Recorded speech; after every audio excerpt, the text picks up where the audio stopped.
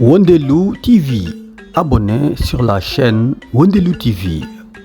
Wondelu TV ñuy ànd di wëndeelu ci ay xibaar yu leer te wóor. dafa mel ni léegi da ngay politique parce que maa ngi dégg kilifa gu mag naan Kounkandé mooy Sonko mooy Kounkandé. waaw xam nga ñooñu dañoo fan rek ay fans lañ rek waaw loolu daal xam nga rek gis nañ ne maanaam tey am nañ kàddu ci réew mi ku si mel ni Kounkandé Sonko parce que maanaam objectif yi ñu doon yóotu fexe nañ ba maanaam àgg foofu léegi nag moom comme kilifa la doomu soxna la foog mu génn mu jëfru mu wax mënut a ñàkk dañ koy nangul rek te moom borom xam-xam la am na yomb war na koo dépassé wax dëgg yàlla waaw yooyu daal nañ bàyyi rancune bi daal waaw soxor bi daal baaxul daal te moom boo xoolee moom Macky Sall la waaw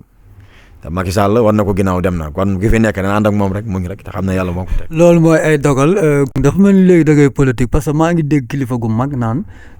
Kounkandé mooy Sonko mooy Kounkandé. waaw xam nga ñooñu dañoo fan rek ay fans lañ rek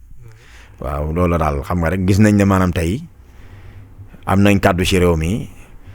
ku si mel ni Kounkandé Sonko parce que maanaam objectif yi ñu doon yóotu fexe nañ ba maanaam àgg foofu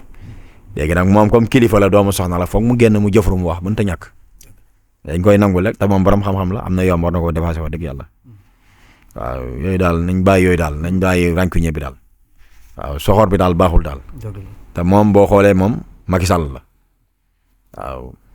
te Macky Sall war na ko ginnaaw dem na kon ki fi nekk na ànd ak moom rek mu ngi rek te xam ne yàlla moo ko teg. loolu mooy ay dogal. le restaurant Passe Food ana ñi ko taamu ci li gën ci wàllu restauration Passe Food dellu si waat na ci accueil bu neex bi avec des filles souriantes da ngay yegsi rek dal di bëgg dans une salle climatisée terrasse bi nag moo dàq ci biir Passe Food alors donc vous avez le choix Passe Food ni dama dellu si waat oo sax nga reetaan ba kontaan Passe Food nous sommes situés sur la route de Yoff en face Ecobank bi boo yegsee ba ci banque bi rek da nga ñuy seen ci bërëb bu neex bi te sell Passe Food le meilleur de la restauration